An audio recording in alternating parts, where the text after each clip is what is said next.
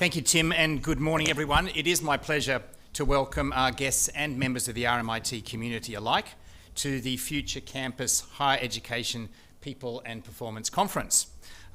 No one in this room needs convincing that people and performance are the key to our success as institutions and as a sector. And our success is much more than our own, because when places of learning thrive, communities thrive. So I applaud you for coming together in this way to explore the shared challenges and opportunities we're navigating. There's no doubt our sector is, at present, particularly rich in complexity. Funding pressures, regulatory reform, expectations emerging from the university's accord, heightened public scrutiny around trust in universities, collectively generating a sense of urgency for us to demonstrate our value, our transparency, and our impact more clearly than ever before. And to a large extent, this audience provides the professional filter for the way this pressure impacts the working lives of many thousands of people, from the most junior to the most senior. Which means, I expect, you often feel like you're chasing a speeding train. The pace is relentless, and a huge amount of the challenge and change underway ladders back to you and your teams. Particularly given that, alongside the structural and operational pressures on the sector, sits the lived experience of our staff. Colleagues who, like the communities we serve and the students we nurture, are immersed in geopolitical and social tensions, the accelerating cost of living, and the pace of technological change, including both real and perceived anxieties about artificial intelligence. Suffice to say, this is an environment unlike anything we've experienced before, ensuring that as a professional cohort, you're constantly balancing competing priorities. My advice in this regard is, whenever you can, bring your focus back to culture.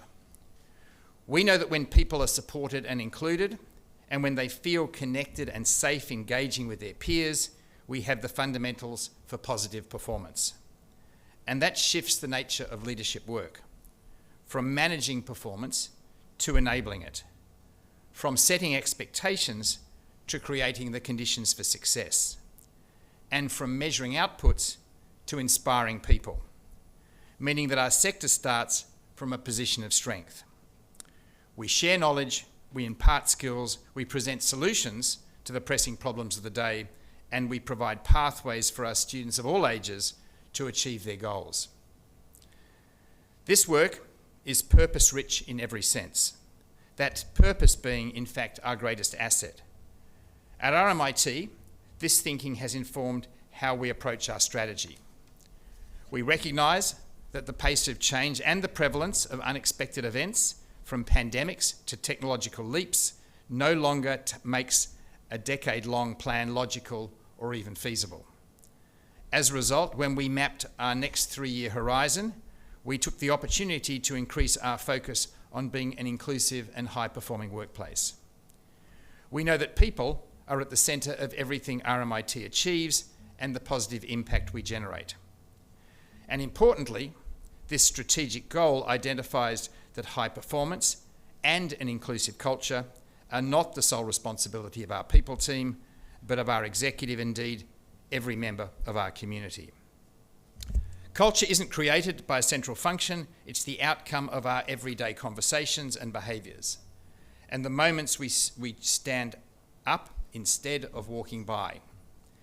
So we're investing to support, enable and empower our people to do their best work in the service of students, partners and community. Which makes this session particularly timely.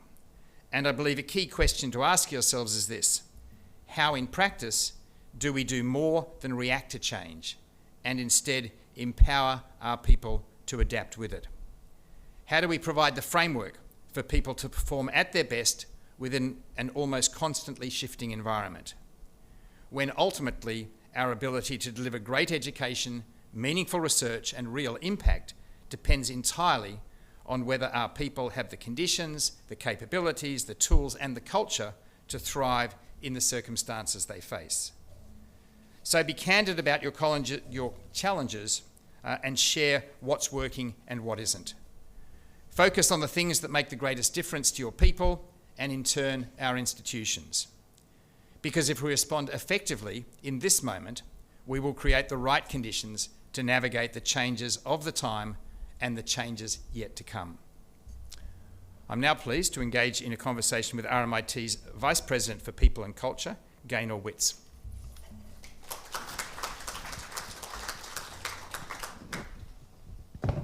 Welcome, Gaynor. Thank you. Good, the microphones are working well, I assume. Good, okay. Gaynor, in RMIT's 9-year strategy, broken into 3 parts, which we call Knowledge with Action, we made a deliberate call to include a goal specific to putting people front and centre. Why was that important for us? It's important and scary in equal measures that we do have a goal specifically all around people for the next 3 years.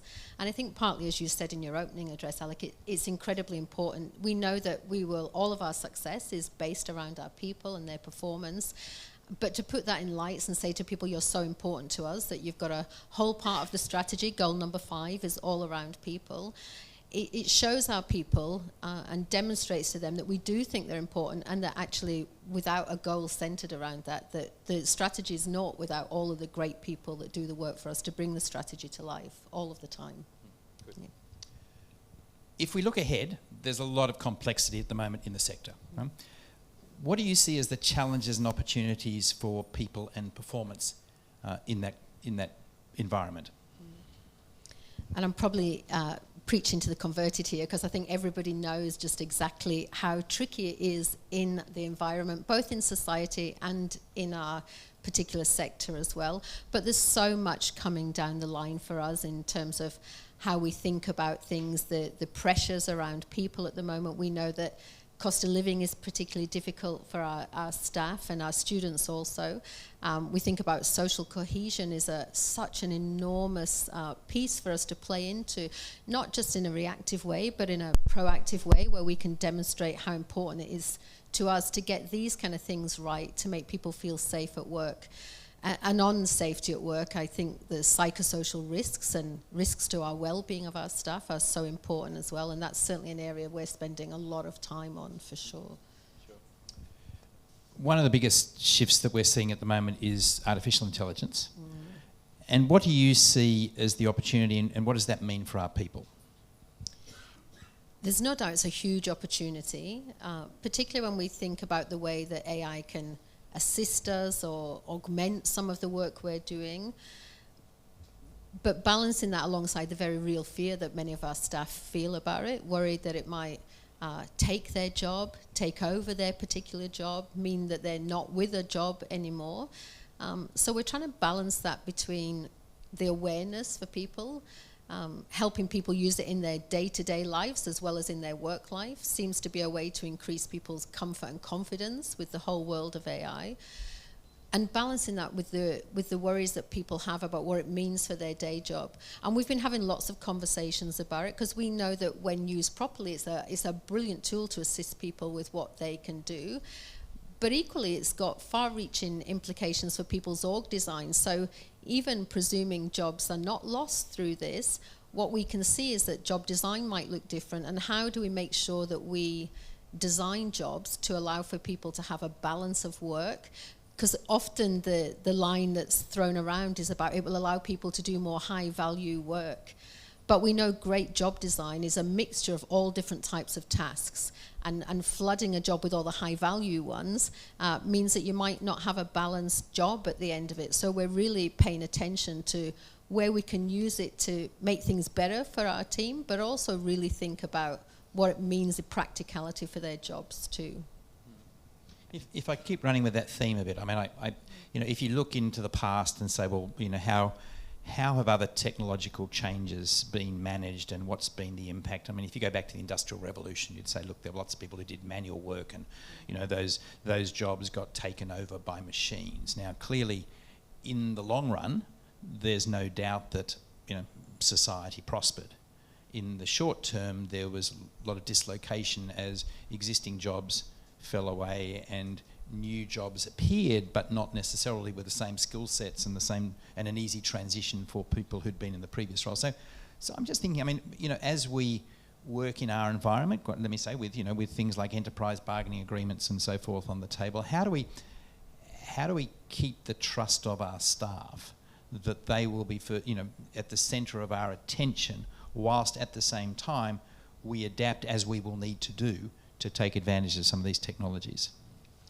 Well, it's a huge balance, and trust is such an important part of it, and we absolutely don't want to lose the trust of our staff. It's very hard-earned and easily lost, like trust in any kind of relationship. So I think what's really important is for us to stay very open and talking about the impacts of AI as we see them. But at a recent conference, and some of us in this room will have been at, that we did hear that having an AI strategy now is like an internet strategy back in the 90s, and now it's just a thing. So I do think we have a responsibility to stay across, and certainly in an environment like ours where our students are really important and they need to learn to work with AI and understand AI, but we can't do that if our staff can't do that also. So I think it's about balance, and trust only comes with really great communication, and I think over communicating probably at this time is helpful rather than it being conversations that happen without our staff. I think there's an element of co-design as well, because the staff themselves, the people closest to the work, understand the work far better. So I think if we're all designing two steps away from the people doing the work, I don't reckon that's a smart thing to do, certainly from the trust perspective, as you highlighted.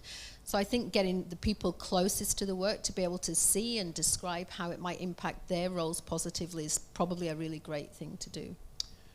Yeah, look, I'm once again just continuing this theme a little bit further. I mean, I'm very conscious that, one of the issues which staff raise with us is about workload, and my sense is, here we have a great productivity tool potentially at our disposal, which can, because it makes people more efficient, more effective, has the potential to lighten that workload burden if we can deploy it in a way which people can, in existing roles, can utilise it to, in some sense, take away some of the more manual and probably some of the more repetitive natures of their work. But as we've discussed, it will come back to trust and co-design.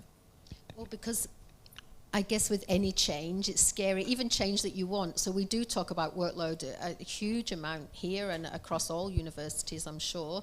And it's really important that we balance that workload with all different types of tasks to make up a really great role design for our team.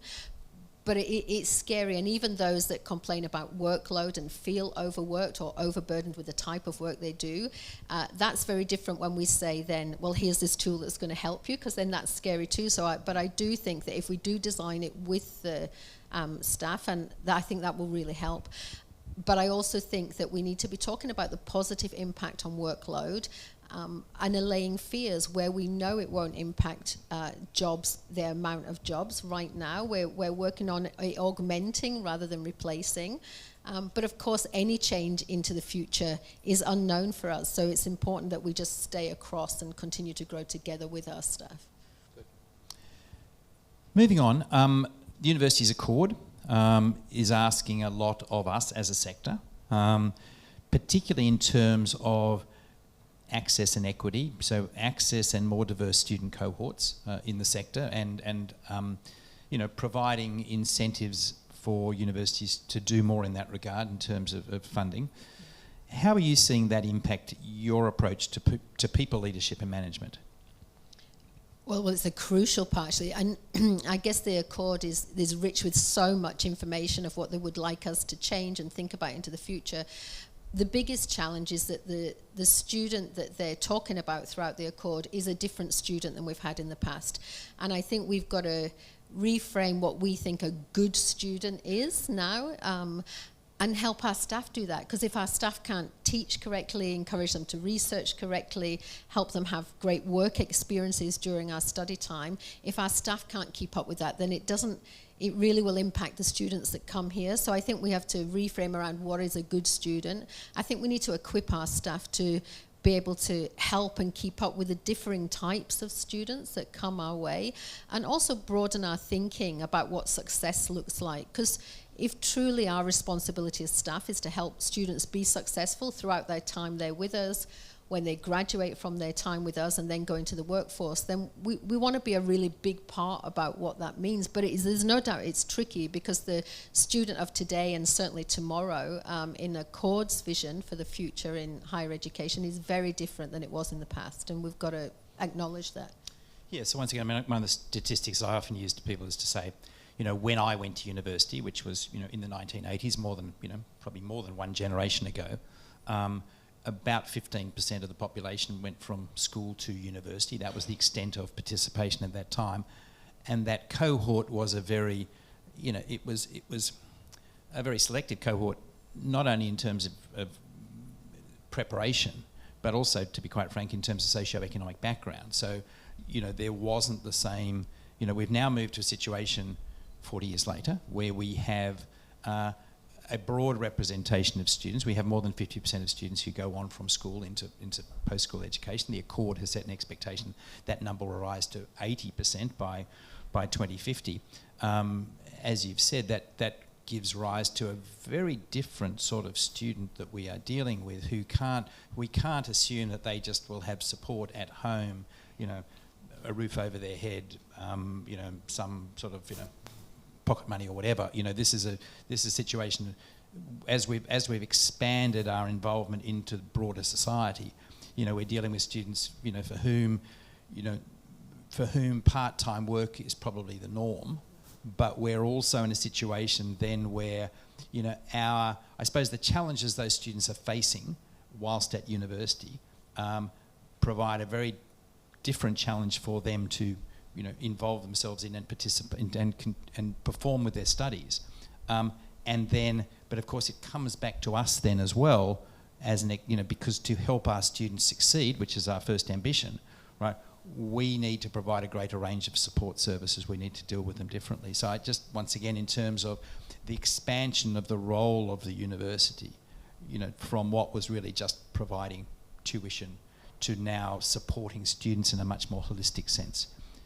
Any views from you in terms of how that frames the way we think about not only students, but the way we think about staff, because a lot of that burden ends up falling on staff? There's no doubt, and I think in the way you've described it, back in the 80s when there might be 15% representation from a school, all the way up to the future where there'll be 80%. And taking on 80% of school leavers is very different, and as you talk about the expansion of needs will be different.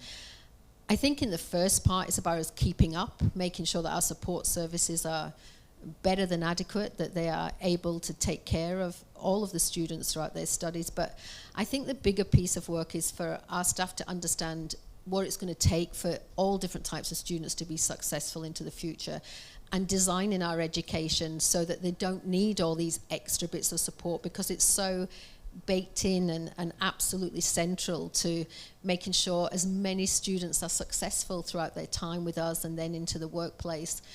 And I think one of the things that you talked about then, just about how many students have got jobs. We had students on this very stage last week in our town hall. We flipped it and gave it over to the students who were scarily brilliant and articulate. But what was so interesting, listening to what they perceive as the things they're struggling with, and they were all working part-time jobs, trying to juggle their timetables and commitments and all the other things they were doing. But I'd love to see a world where we're not having to react with our equitable learning plans and all the other support, but that the education system, it's so baked in that way more people can succeed, so the number of people that require extra help goes back down again. Because without us really thinking about that, it means our staff, and back to the workload question again, as so bearing that heavy burden of having to provide extra support to students, where if we can flip that and make a much more equitable design of learning, that will help from a workload perspective. There's no doubt all of our educators, whether it's in higher education here or vocational education, we're dual sector here, is that every educator here really cares about their students, and we see it a lot, the burden they carry, because they want them to be successful so much.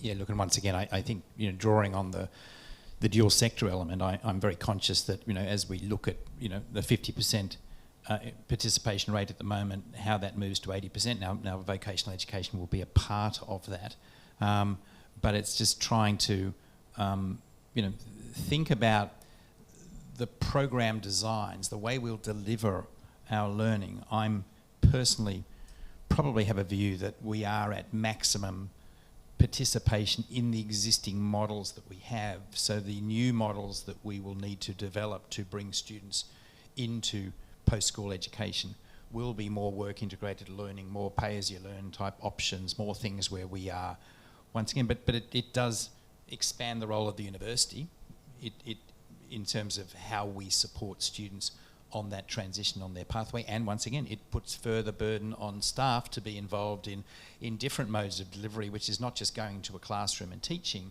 it's actually working with employers where students will be located who are expected to be learning on the job as well as learning in the classroom.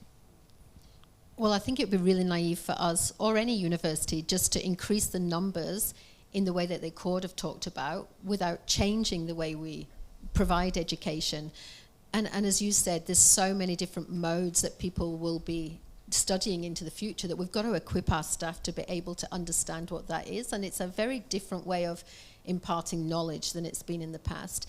But if we don't do that and only increase the numbers, we're setting both our students up to fail, but also, importantly, our staff as well. So once again, and sort of bring this, I think looking at it from an RMIT's perspective as well, we're a very large we're a very large institution for a couple of reasons. One, of course, we're dual sector, so we've got vocational education students as well as higher ed students. But the other thing we have is that we have a lot of transnational education, right? So we are, we have as many offshore students internationally as we have onshore international students. So as a global university, how do we look at global mobility and global culture, both for our inbound students, but also the delivery we provide offshore? I think in recent years, and even today, global mobility meant we sent people somewhere to do something, and we sent our staff to different countries to work, and we brought staff from other countries here to work, and we spent a lot of time making sure that we were legally compliant and all the visa compliant, which is a whole other complexity all on its own, and that's where our responsibilities largely sat. And in recent years we've really been thinking about what it means to be culturally competent.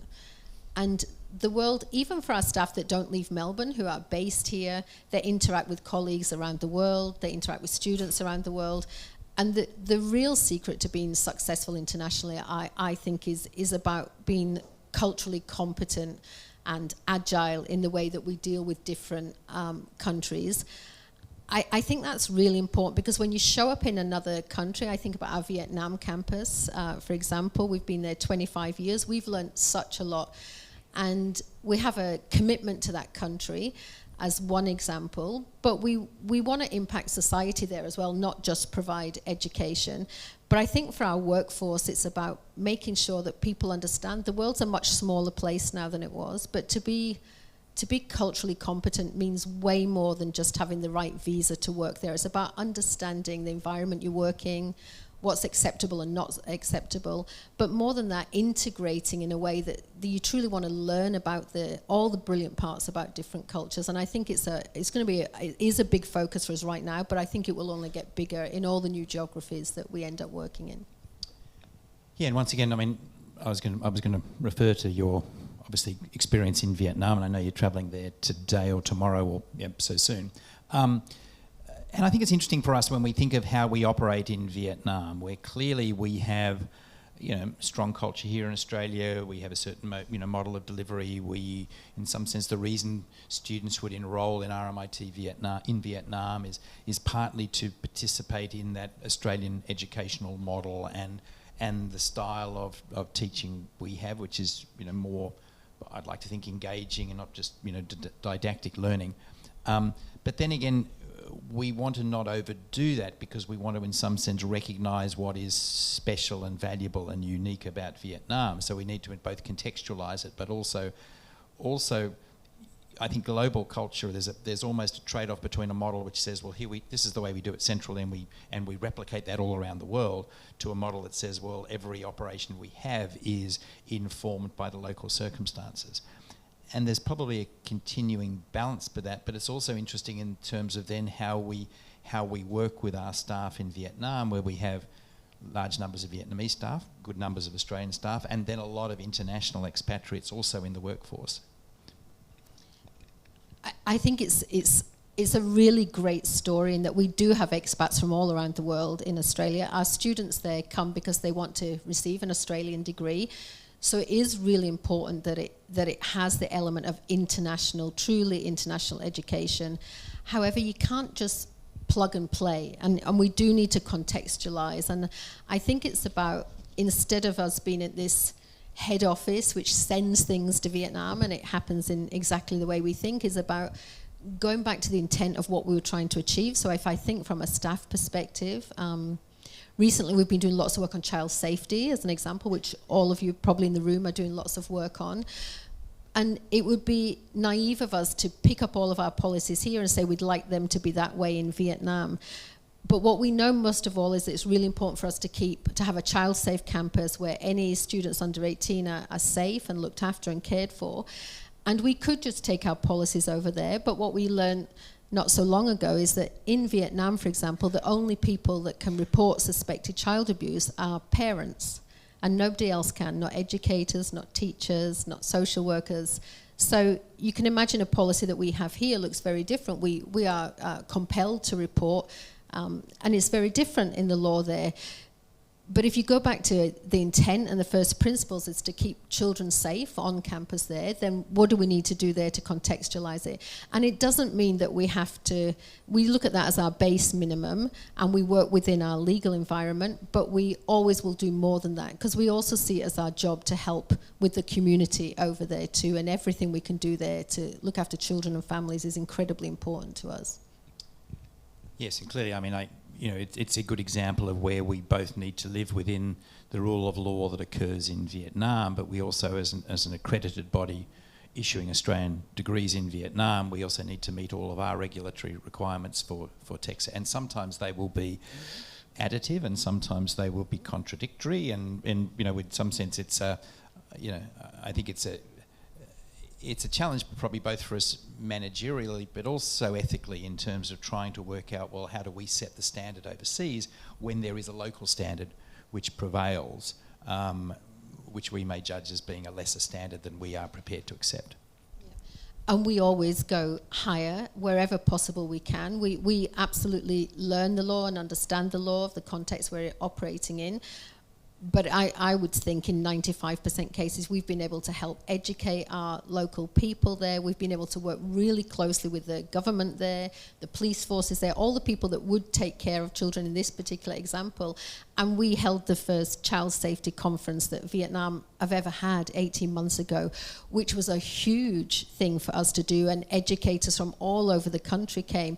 So we want to take what's there and we want to be incredibly respectful to all of both the laws and the traditions and history and rituals, all of those things, but really help make a difference as well. And I think by being not compromising on everything we know that's important to us here, notwithstanding all of our regulatory laws that we have to abide by too, but to really add something to that society.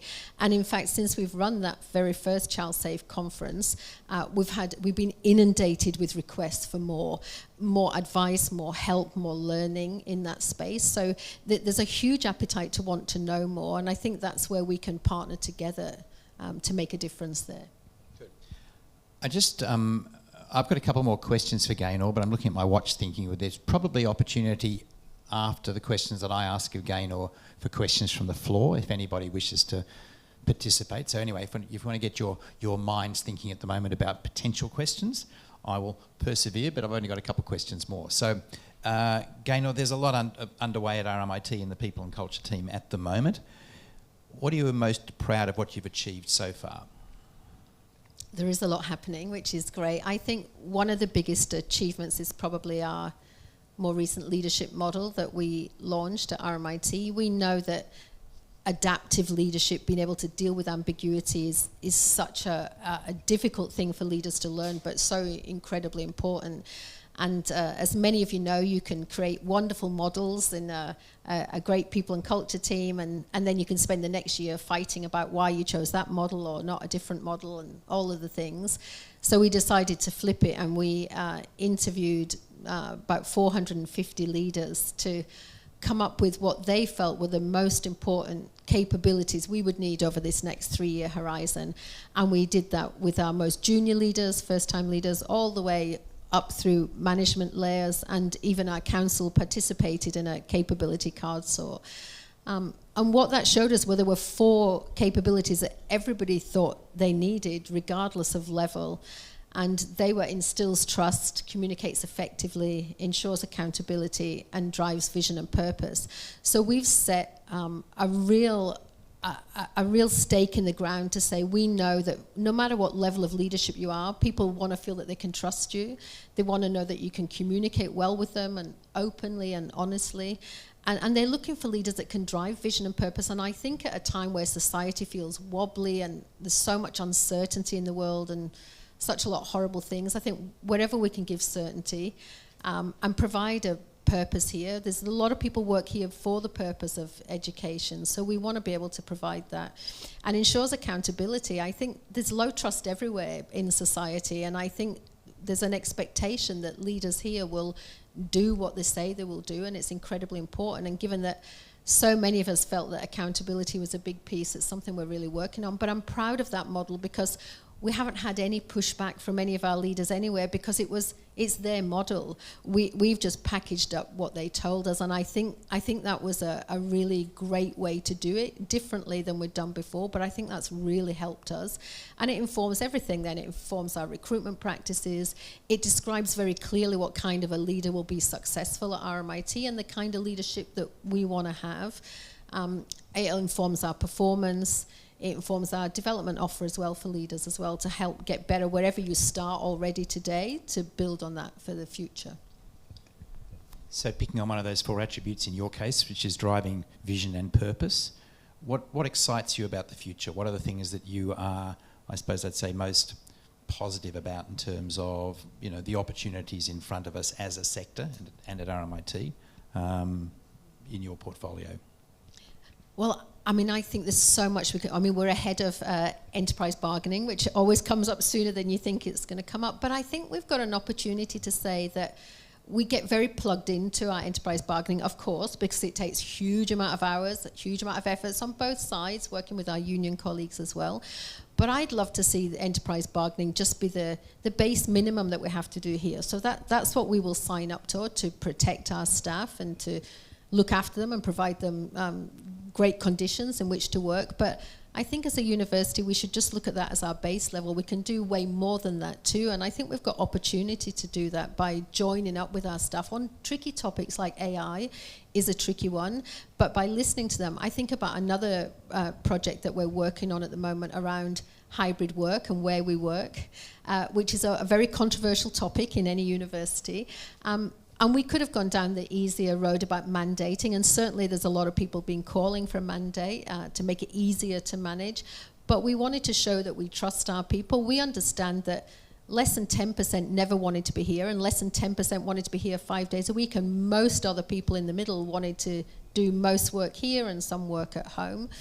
But we're ahead of times that it might be legislated soon, certainly in Victoria. So we're trying to really understand what our staff want so that we can work with them rather than feeling that we're always on opposite sides of the fence. And I think the more we can join up with our staff on topics like hybrid work, AI, enterprise bargaining, then I think it will feel more successful going forward. And that's what excites me. Great. Now I am looking to the audience for any questions, please. Oh, here we go. Fantastic. We've got 2 already. Great. Thank you. Thanks. Hello. Is that on? Thanks. It's been an excellent discussion so far. I wonder whether or not one of the ways we move from a kind of typically adversarial relationship between university leaders and particularly teaching staff is to negotiate who owns the result of a productivity gain. You've sort of hinted that productivity gains could release pressure on workload. Do you think we can go as far as being more explicit to say that if you participate in a productivity gain, you get to keep some of the benefit of that? I think that it would be natural to have the conversation in that way. I mean, I'm probably stepping on landmines by identifying particular areas, so, I'll take a risk. I think if you're someone who's running a large class at the moment, right? Let's say you're running a big course where you've got 1,000 students in the class, right? The way you would do marking at the moment, right? You define the rubric. You'd select a dozen, teaching assistants. You'd develop them to be able to mark that. Now, AI can do that work in the sense that as the course owner, you could define the rubric and feed it into AI. You could feed the assignments into AI. AI would be more consistent in its outcomes. It would provide more feedback to students than they currently get through that process. I would say that marking is one of the most onerous and boring things that teaching staff do, right? And in some sense, that it drives a lot of work activity. It drives a lot of work, right? But it's not the most value-adding piece of work. It is in the fact that feedback's important to students, but I think a lot of teaching staff get a lot of energy out of talking to students about their ideas and getting their feedback and engaging in tutorials and lectures and so forth. No, I don't think teaching staff are excited about lots of marking, right? So I think there are things that we can do which actually do fundamentally address some of the workload issues, because teaching takes a lot of workload, right?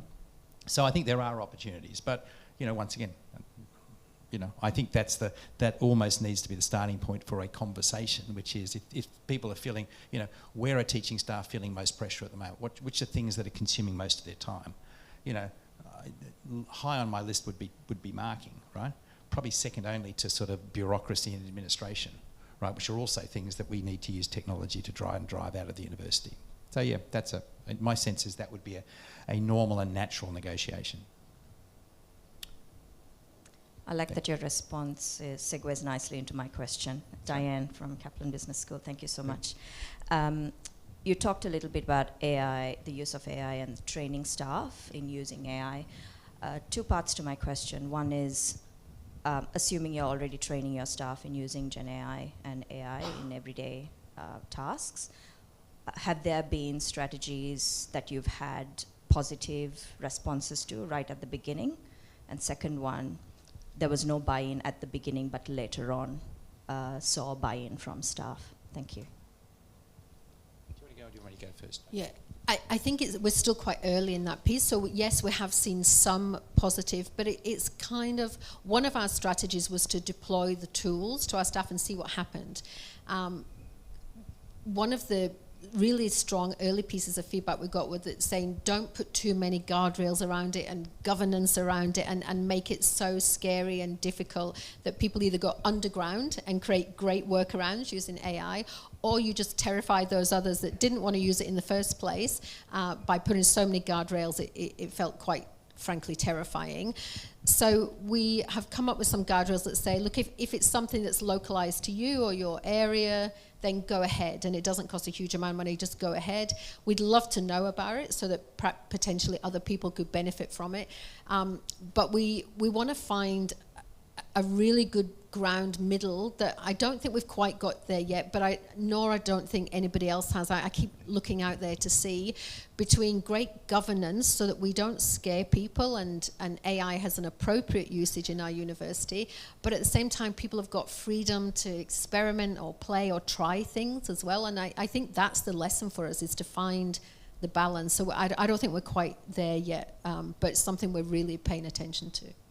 And look, we do have a very, we're a large organisation, so we've got over 10,000 staff. About 5,000 of those are academic or teaching staff. Those 5,000 people do not all think the same way, right? We've got people who are really enthusiastic about AI. They're spending all their free time on AI. They're experimenting with things, and we've got some others, people who are just sort of saying, I don't want to involve myself. I must say it was one of the most inspiring things. I went to a couple of months ago. We had a workshop, a full day workshop for teaching staff who were, wanting to learn more about AI. We had people sitting, in the aisles on the floor, with their, taking notes vociferously. So we've got many staff who are very engaged, but to pretend that's 100% of our staff would be very naive. Good morning, Cora War from La Trobe University. A non-AI question. Just picking up on the conversation earlier about increasing student participation in university and a future where academics may need to get used to delivering teaching in many more modes, including out there with employers, etc. If we think about teaching and research academics, do you think it's a reasonable expectation on them that they should be running research programs, delivering teaching in many different ways, or do you envisage that we should be developing a more differentiated academic workforce, where we really got roles that are suited to individual capabilities, and what might that look like beyond our sort of current tend to have three types? Yeah. Well, I think there's a lot of attention in the Accord, and rightly so, based about the student of the future, which I think is so incredibly important, but it would be remiss of us not to think about what the academic of the future looks like in order to meet the needs of those very differing students that you've just talked about. And therefore, I think that it's wide open for role design to say what kind of an academic will be able to best support the student of the future. And I think having, any of us working on things we're great at is always a good start. And I think in response to the student of the future, I think we should be now differentiating the types of academics that can conduct the very different types, as you just started to describe in your question there. So I think that we don't have the answers yet. I don't think anybody quite does, but I do think those work should be in parallel streams. The more we learn about our student, the better we can design the role of the academic. And do I think it might look different in future? I do, because we can't ask everybody to be all things to all people. We talk about industry, and we're talking about research, and we're talking about academic pursuits as well. I think it's only natural that as the student changes, so should the academic. Yeah, that was exactly the same comment I was going to make. I feel that as we have expanded the size of the student cohort has become much more diverse. Once again, if I can remember from 40 years ago, my sense is everyone was a full-time student attending, on campus, and being taught by people who were both teaching and research academics.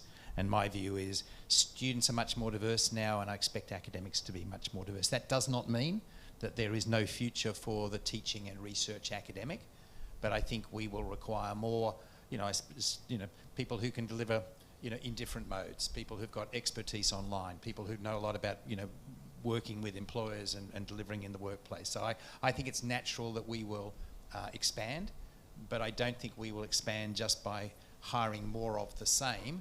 I think that core will remain, but I think we'll see much more diversity in terms of teaching and academic roles. And, of course, we have research-only academics as well. Did I see another? Yep. Mark Warburton, Melbourne University.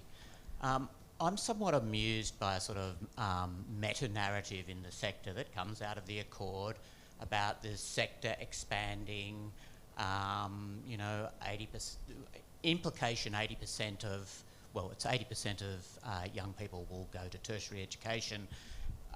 But the sort of narrative is truckloads of this are coming into universities.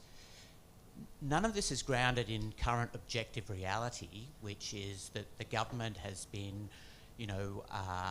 reducing funding, student demand has declined, it may increase, but the indications are that attainment is going to be lower in the next decade than it currently has been, and the international student sector's being wound down. So how do you have a really constructive relationship with your staff to deal with the financial constraints the sector's under when there is this bizarre meta-narrative happening that has little basis in, evidence within the sector? Sorry for the sort of strength of the question. I'll have a go. I'll have a go at it, Mark. The reason that I, once again, and the timeline for the Accord, of course, is 2050. None of us are going to be in our roles in 2050, so we can say what we want now, and we're not going to be held to account in 20-something years' time. But I say the following: I think the expectation of what a productive worker looks like in 25 years' time is going to require some post-school education, right?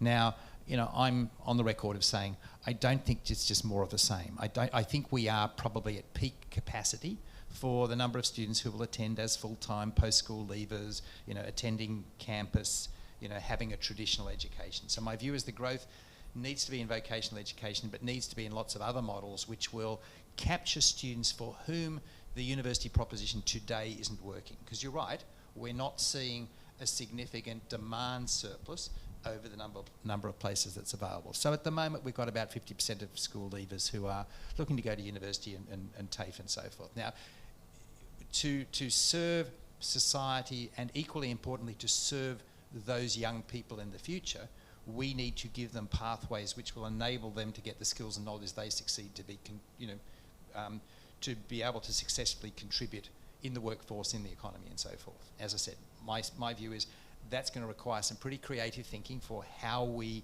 create those modes of delivery that will work for those students.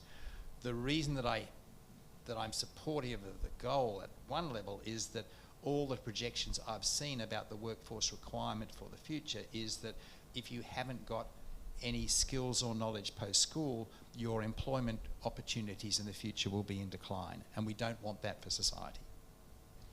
And I would just add, it's a very difficult time when you read the Accord and the demands within it for us to do better, do more, at a contradictory time when we don't feel supported by the government. That just makes it utterly more tricky for us.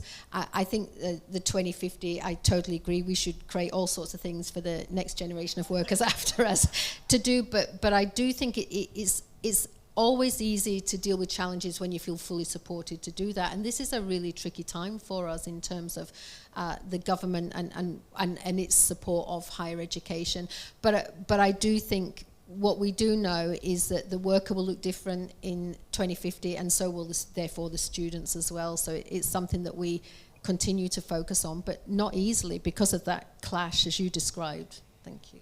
And as I said, I don't dismiss your scepticism, Mark. I mean, I'm sort of, it's a perfectly valid view, but I think there's so much uncertainty about the future. And I think in planning, we should be optimistic in our planning because otherwise we will realise a pessimistic outcome. I think we might be done. Tim, could that be possible? Yes, we're at perfect time. So thank you very much. I love the way you've casually traversed the second industrial revolution, Luddites, and what we should do with them, and bring them along on the journey. And T&E, so many different important topics to start us off. So thank you both for starting us off today. Thank you.